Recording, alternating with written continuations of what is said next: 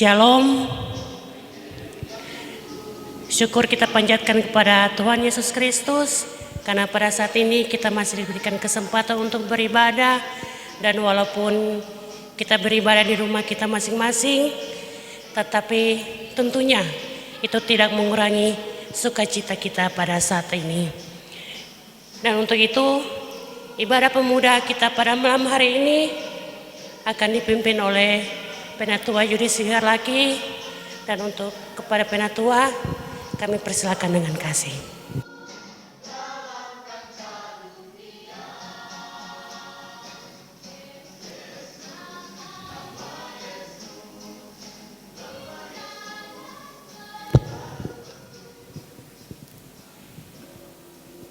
Teman-teman pemuda yang diberkati oleh Tuhan kita Yesus Kristus, baiklah mari kita memulaikan ibadah kita pada saat ini. Kita beribadah di rumah kita masing-masing. Dalam persiapan ibadah, kita angkat pujian yang berkata bertemu dalam kasih-Nya.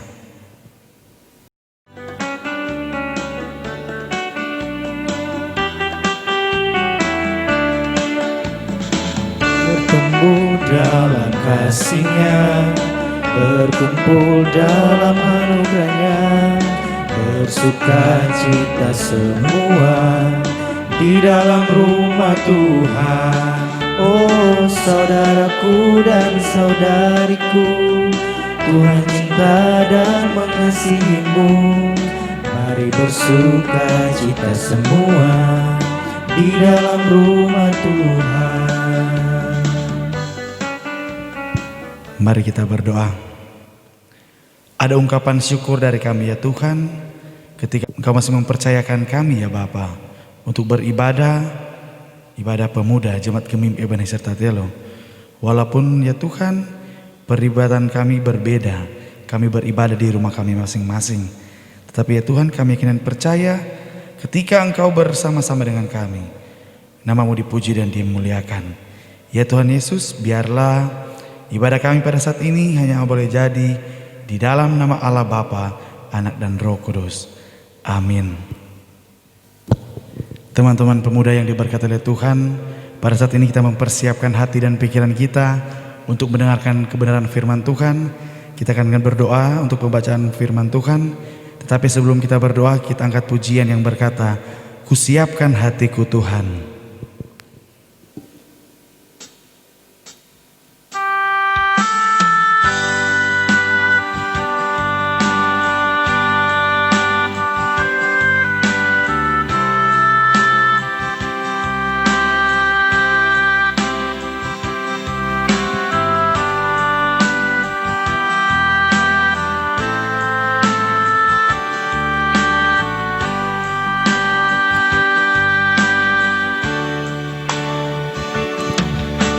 Siapkan hatiku Tuhan untuk dengar firman-Mu saat ini.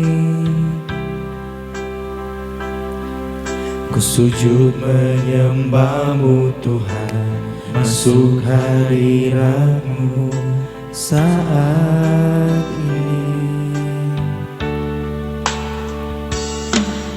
Curahkan urapan-Mu Tuhan bagi jemaat-Mu saat ini. Ku siapkan hatiku Tuhan untuk dengar firman-Mu. Firman-Mu Tuhan tiada berubah,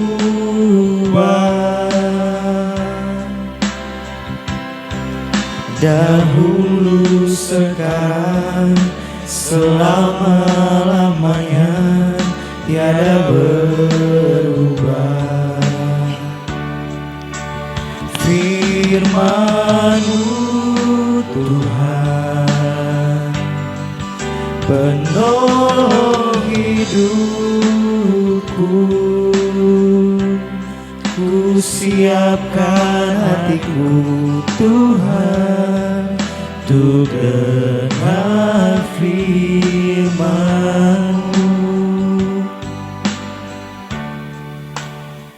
Mari kita satu dalam doa, kita berdoa. Kembali lagi kami ya Tuhan, datang tunduk seketika di hadapan hadirat-Mu yang penuh suci dan kudus. Seraya kami menaikkan pujian syukur ya Bapa, karena begitu besar anugerah-Mu dalam setiap kehidupan kami.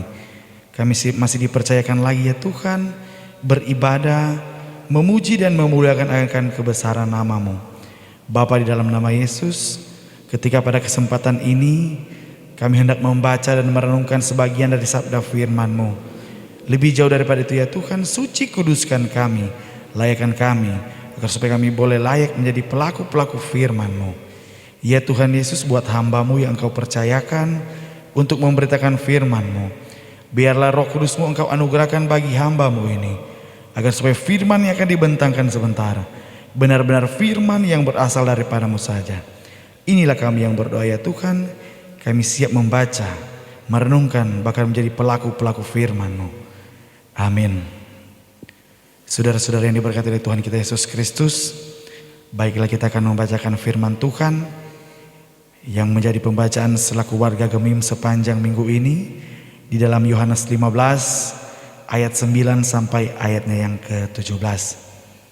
Dan saya akan membacakan firman Tuhan pada saat ini.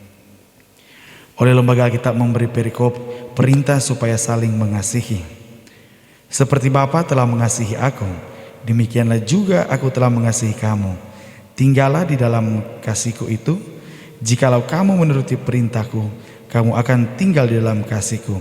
Seperti aku menuruti perintah Bapakku dan tinggal di dalam kasihnya. Sebelumnya itu kukatakan kepadamu, supaya sukacitaku ada di dalam kamu dan sukacitamu menjadi penuh.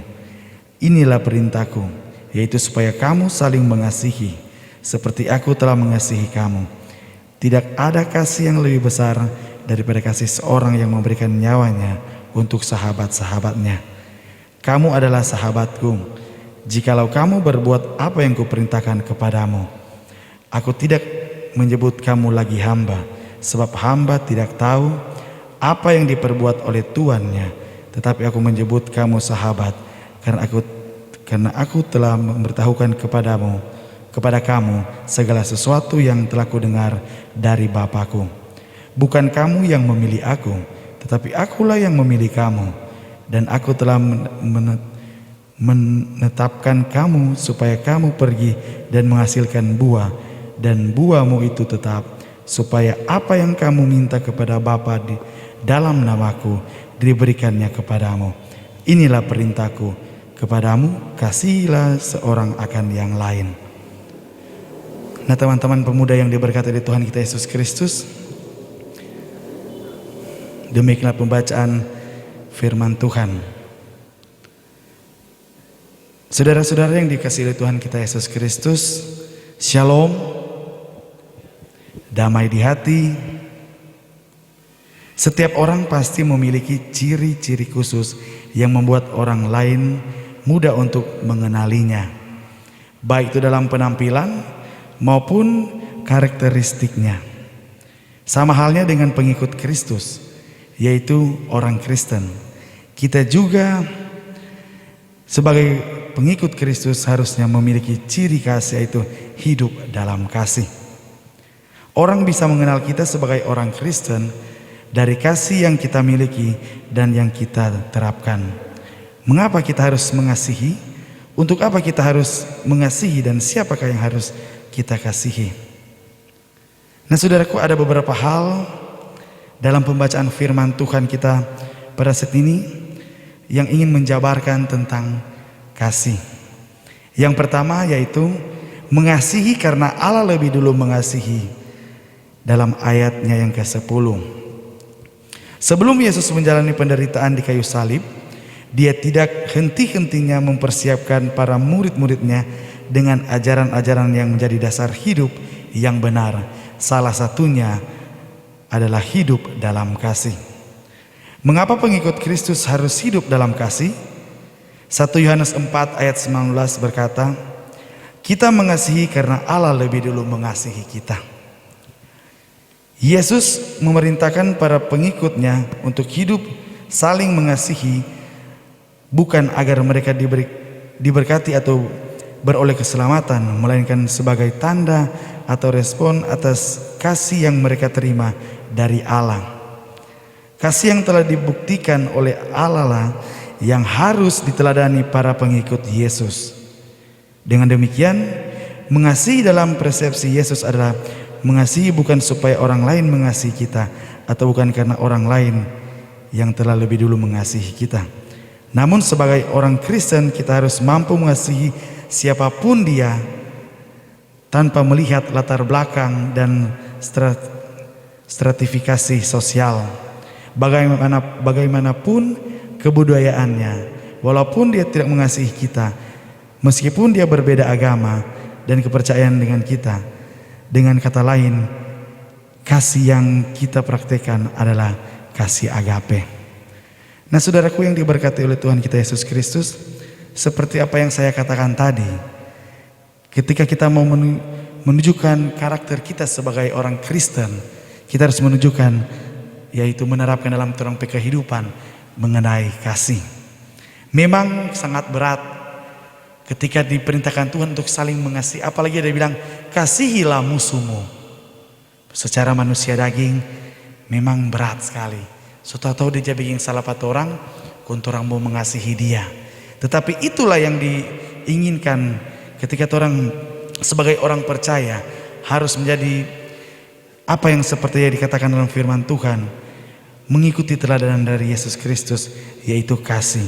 Walaupun sakit, tetapi orang harus memilih kasih. Nah, saudaraku yang diberkati oleh Tuhan kita Yesus Kristus, orang yang hidup dalam kasih yang bersumber dari Allah akan mendapat keistimewaan dengan tinggal dalam kasih Tuhan. Karena yang mau mendengar dan melakukan perintah Tuhanlah yang akan tinggal bersama-sama dengan Dia, sama seperti Yesus yang tinggal dalam kasih Bapanya. Nah, saudara, yang kedua yaitu berkat yang dapat kita peroleh dengan mengasihi. Mendapat sukacita penuh yang bersumber dari Tuhan. Yesus menjanjikan sukacita bagi yang hidup dalam kasih. Dia mengungkapkan kata sukacita, bukan kata bahagia. Kebahagiaan dapat kita ciptakan dan dapatkan dari dunia ini dengan usaha kita sendiri. Namun sukacita bersumber dari Allah dan merupakan buah dari Roh. Menjadi sahabatnya, ayat 13 sampai ayat yang ke-15. Dalam ayat ini bagaimana Tuhan tidak memperlakukan kita sebagai tuan dan hamba. Tuhan Yesus menganggap kita umatnya adalah sahabatnya yang setia dalam Dia. Yesus sendiri sebagai sahabat yang baik tidak hanya mengajarkan bagaimana gambaran seorang sahabat yang baik, tetapi lebih dulu menunjukkan dan mempraktekkan bagaimana karakter seorang sahabat yang baik dan benar. Dia mengorbankan nyawanya untuk kita atas kesalahan dan dosa kita. Seperti inilah cerminan kasih Tuhan kepada sahabatnya.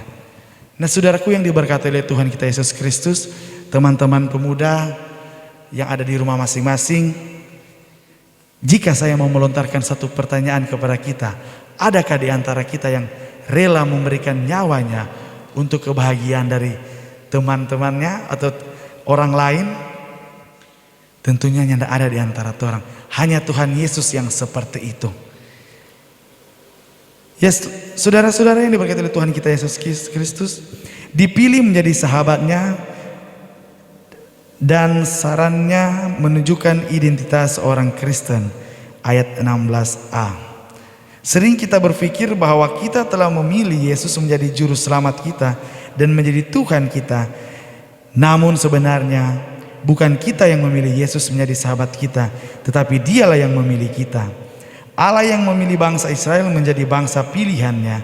Allah yang memilih nabi-nabi menjadi penyambung lidahnya. Dia yang memilih para imam dan raja-raja untuk memimpin bangsa Israel. Yesus yang memilih para muridnya sebagai kadernya yang akan meneruskan gambaran berita sukacita. Dia juga yang memilih kita untuk diselamatkan, dan Dia juga yang memilih kita menjadi sahabatnya. Pertanyaannya adalah, maukah kita menjadi sahabat Yesus? Menjadi sahabat Yesus berarti mau melakukan segala apa yang telah Dia lakukan, yaitu hidup dalam kasih tanpa memberi keuntungan pribadi. Berbeda dengan torang Kang, torang selesai keluar modal, mesti ada DP keuntungan, apalagi torang berusaha online. Yang ada tuh torang mau memberikan posting di Facebook, open order, biar dia bisa minta bayar. Nah saudaraku, sekali lagi saya mau katakan, nyanda ada yang seperti itu. Hanya Tuhan Yesus yang berani memberikan dirinya untuk keselamatan kita semua sebagai orang yang percaya. Nah saudaraku yang diberkati oleh Tuhan kita Yesus Kristus, untuk bisa menjadi orang yang hidup dalam kasih, kita terlebih dahulu menerima kasih yang sumbernya dari Allah. Artinya Allah yang bekerja, dan setelah kita merasakan aliran kasih Tuhan, maka kita bisa merasakan bagaimana indahnya kasih itu. Akan tetapi berkat dan kasih karunia yang kita terima itu bukan untuk kita nikmati sendiri. Karena di zaman sekarang begitu banyak contoh yang bisa kita lihat, banyak umat Tuhan yang diberikan berkat oleh Bapa tapi menjadi lupa diri akan dari mana sesungguhnya berkat itu ada. Mereka menjadi manusia yang congkak, memandang rendah orang lain. Nah saudaraku yang diberkati Tuhan kita Yesus Kristus, saya akan percaya di antara orang pemuda Jemaat Gemim Ebenezer Tatelu, nyanda ada yang seperti itu. Ketika orang menerima berkat yang Tuhan telah berikan dalam setiap orang kehidupan, malahan orang jadi sombong. Nah saudaraku yang diberkati Tuhan kita Yesus Kristus, ketika orang diberkati lewat berkat apapun itu, ketika orang telah merasakan sudah melimpah berkat yang Tuhan berikan, apa salahnya ketika orang harus berbagi dengan orang yang lebih membutuhkan? Kepada saudara-saudara kita yang membutuhkan pertolongan tangan kasih orang, sebesar apapun orang bantuan, itu sangat berarti. Ketika di zaman pada saat ini, di mana kita diserang oleh wabah virus, yang sampai saat ini pun kita beribadah bersama-sama di rumah masing-masing. Nah saudaraku yang diberkati oleh Tuhan kita Yesus Kristus, Tuhan ingin memakai kita menjadi berkat dimanapun kita pergi dan berada. Apalagi kita sebagai anak-anak muda, sebagai alat Tuhan untuk mencerminkan sifat Tuhan Yesus yang sungguh baik. Artinya keberadaan kita menjadi sukacita bagi sesama kita, dan berkat yang kita terima juga harus bisa kita bagikan kepada orang yang membutuhkannya. Kita menjadi saluran berkat Tuhan. Disinilah nyata bahwa kasih itu adalah wujud nyata dari iman kita, tidak hanya konsep ataupun sebatas perkataan. Nah saudaraku yang diberkati oleh Tuhan kita Yesus Kristus, poin yang ketiga itu mengasihi adalah perintah Yesus yang harus diterapkan dalam ayatnya yang ke-17. Ayat ini kembali Yesus menegaskan keharusan dan kewajiban yang harus dilakukan oleh pengikut Kristus. Kita dituntut menjadi pribadi yang aktif dalam menunjukkan identitas iman kita. Tentunya identitas sebagai orang Kristen, anak-anak Tuhan. Kita tidak diajarkan untuk hanya mengasihi orang yang mengasihi kita, tetapi satu dengan yang lain. Tidak ada batasan untuk mengasihi. Dalam menerapkan kasih, tidak ada orang kaya, orang miskin, orang tua ataupun orang muda dan sebagainya. Yesus tidak menginginkan kita memilih-milih orang untuk dikasihi. Yesus sendiri membuktikan bahwa Dia mengasihi semua orang, bahkan orang yang dikucilkan dan direndahkan, orang-orang cacat dan juga orang-orang yang dianggap sebagai orang berdosa. Jadi Yesus tidak hanya mengajarkan konsep belaka kepada para murid-muridnya, namun Dia mengajarkan apa yang telah Dia perbuat di tengah-tengah pelayanannya. Nah teman-teman pemuda yang dikasihi dan diberkati oleh Tuhan kita Yesus Kristus, jadi melalui pembacaan Alkitab yang kita sama-sama renungkan pada saat ini, mengajarkan kita agar telah memahami ajaran Yesus, bagaimana kita harus hidup dalam kasih sebagai wujud iman kita. Ada 3 hal yang harus tinggal dalam diri manusia khususnya kepada pengikut Kristus, yaitu iman, pengharapan, dan kasih. Dan yang paling besar diantaranya ialah kasih. Dan mengasihi bukan karena kita dikasihi orang sesama kita, tetapi karena Allah lebih dulu mengasihi kita, sehingga kita mampu mengasihi siapapun dia, bagaimanapun statusnya. Dan yang lebih luar biasa ketika kita harus mampu mengasihi meskipun orang lain membenci dan memusuhi kita. Mengasihi bukan supaya orang yang kita kasihi memuji kita, tetapi agar mereka memuji Tuhan yang mengajarikan kita untuk mengasihi. Karena jika kita mengasihi agar mendapat pujian, maka Paulus mengatakan itu tidak akan ada artinya. Sekalipun kita mau membagi-bagikan segala sesuatu yang ada pada kita, bukan menyerahkan tubuh kita untuk dibakar jika kita tidak memiliki kasih yang benar atau supaya dipuji oleh orang lain, maka sebenarnya semua itu tidak akan ada artinya. Ya, kalau mau bilang contoh, banyak sekali contoh yang orang solia bersama-sama. Saya yakin percaya teman-teman pemuda semua aktif di media sosial. Banyak sekali yang orang lihat, orang saksikan di media sosial, ketika ada bantuan dari sini, ada bantuan dari situ, muncul di Facebook, muncul semua. Terima kasih atas bantuannya dari si A, dari si B. Seakan-akan menimbulkan pencitraan bahwa supaya orang semua tahu bahwa dia telah membantu orang yang kena dampak dari COVID-19. Tetapi belajar dari firman Tuhan, ketika orang melakukan segala sesuatu, ketika orang memberikan apa yang menjadi orang berkat dalam kehidupan, orang memberikan dengan penuh sukacita. Nggak usah umbar-umbar sana sini. Biar orang memberikan itu dengan penuh dengan rasa syukur. Ketika Tuhan Yesus boleh memberkati orang semua, orang juga boleh membagi berkat dengan orang lain. Nah, saudaraku yang diberkati oleh Tuhan kita Yesus Kristus, dengan demikian sesuai dengan perintah Yesus dalam ayat 7, maka kita diharuskan untuk saling mengasihi yang satu dengan yang lain, sekalipun yang menjadi penerapan adalah kasih kepada Allah. Jikalau seorang berkata, aku mengasihi Allah, dan ia membenci saudaranya, maka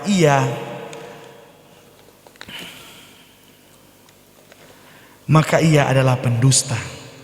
Karena barang siapa tidak mengasihi saudaranya yang dilihatnya, tidak mungkin mengasihi Allah yang tidak dilihatnya.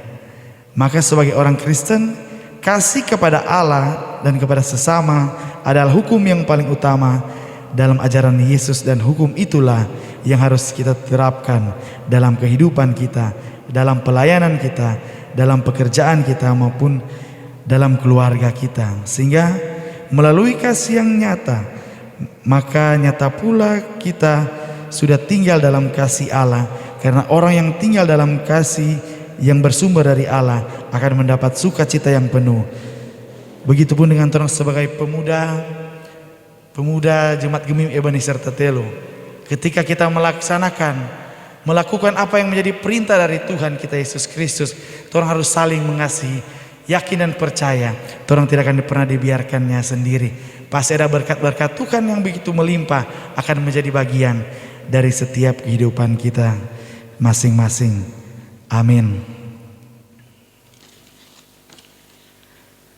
Baiklah, kita akan memberikan persembahan.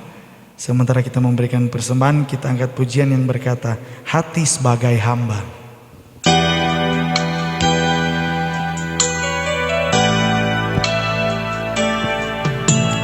Ku tak membawa apapun juga saat ku datang ke dunia. Ku tinggal semua pada akhirnya saat ku kembali ke surga. Ku tak membawa apapun juga saat ku datang ke dunia. Ku tinggal semua pada akhirnya saat ku kembali ke surga. Inilah yang ku punya, hati sebagai hamba yang mau taat dan setia padamu Bapa. Kemanapun ku bawa, hati yang menyembah dalam roh dan kebenaran sampai selamanya. Mari kita berdoa. Ada ungkapan syukur dari kami ya Tuhan, ketika Engkau masih memberikan kekuatan, kemampuan, bahkan nafas kehidupan sampai pada saat ini. Semuanya itu ya Bapa kami rasakan bukan karena kekuatan kami, bukan karena kegagahan kami, tetapi kami imani semuanya itu hanya berkat kemurahan-Mu yang Engkau berlakukan dalam setiap kehidupan kami. Bapa, di dalam nama Yesus terima kasih buat firman-Mu yang boleh mengajarkan kami dan mengenai kasih. Engkau mengajarkan kami lewat firman-Mu agar supaya kami saling mengasihi. Biar ya Tuhan apa yang telah kami baca tadi, apa yang telah kami renungkan, boleh menjadi bagian dari setiap kehidupan kami.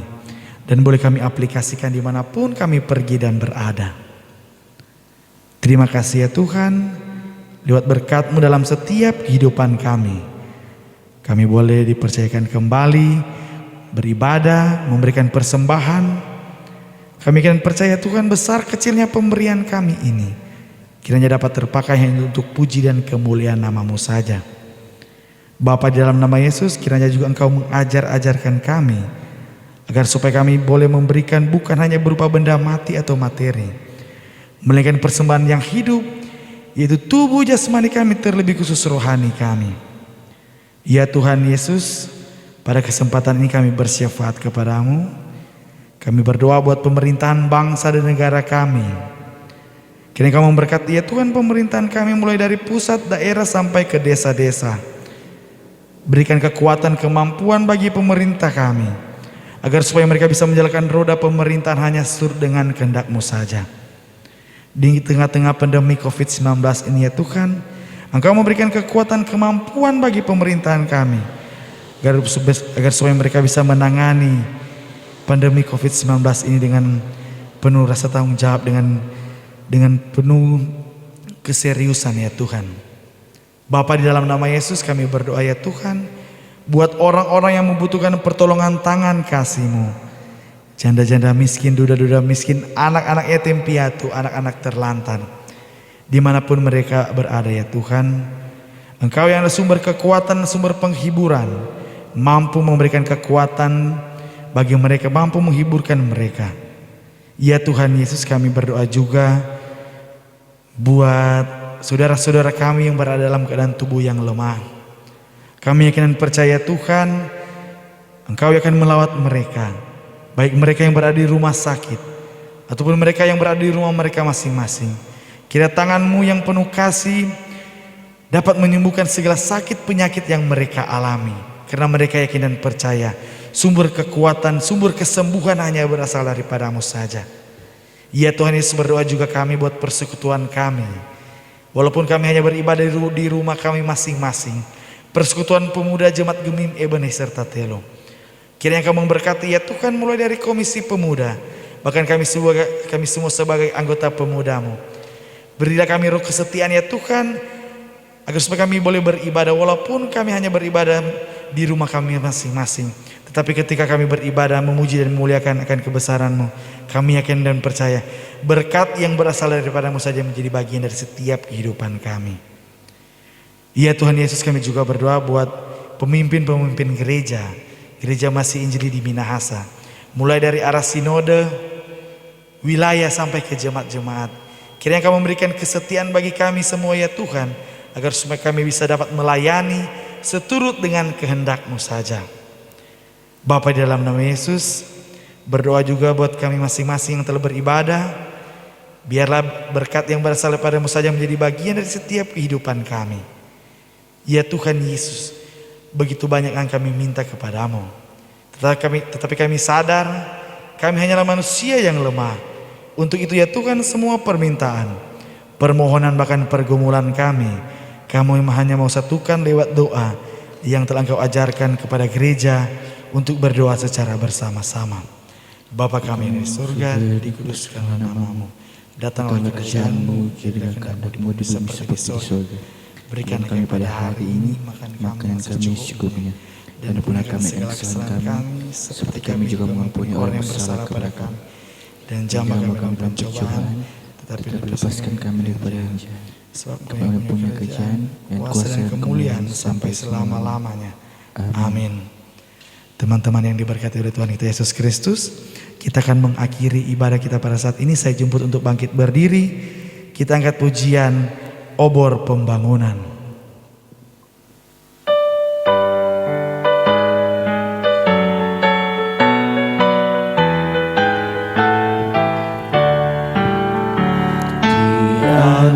Satu iman, pemuda gereja beresan menjadi saksi Tuhan, ketiga yang esa.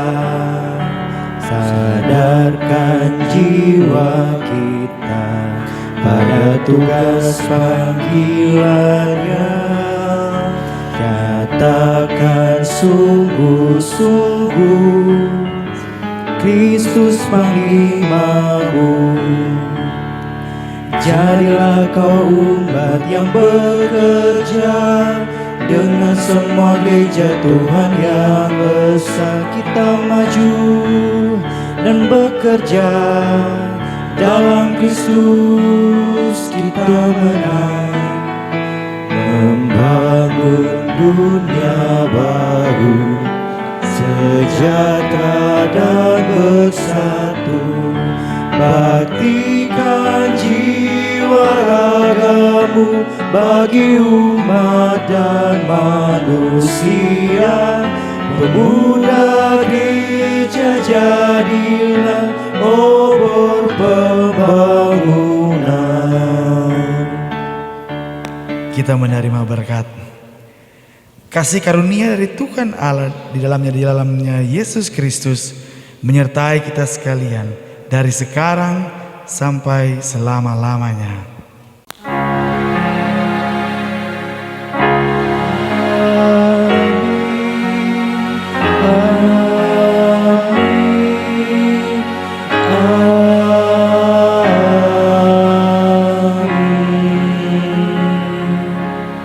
Demikianlah ibadah kita pada saat ini telah selesai. Tuhan Yesus pasti memberkati orang semua dan shalom. Damai di hati. Shalom.